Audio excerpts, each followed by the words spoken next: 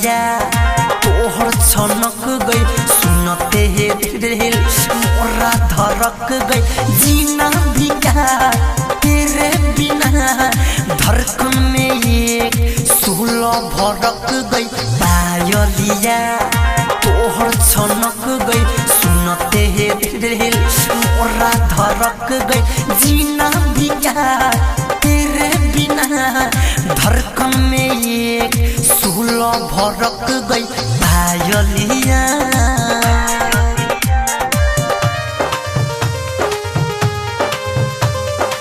ज्योति recording studio घोड़ा सहन लखान।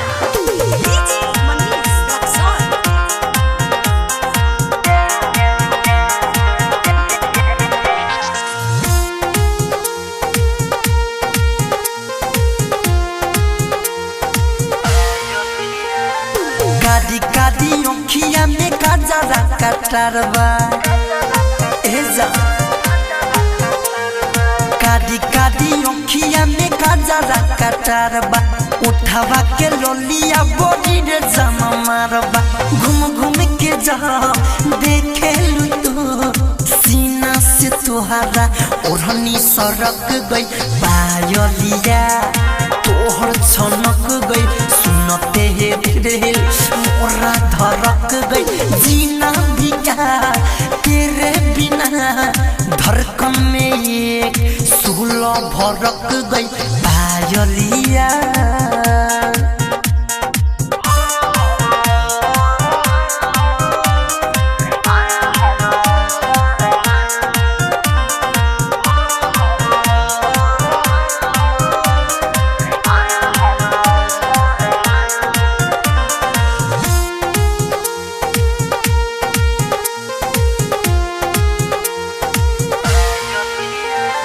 कहेलू दीवाना राइटर मिथलेश के एजा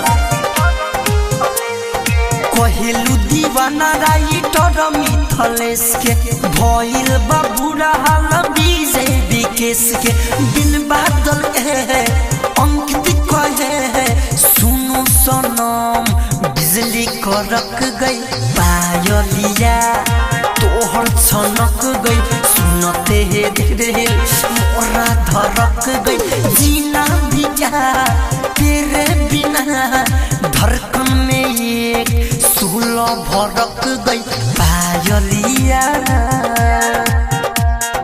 ज्योति रिकॉर्डिंग स्टूडियो घोड़ा सहन लखान।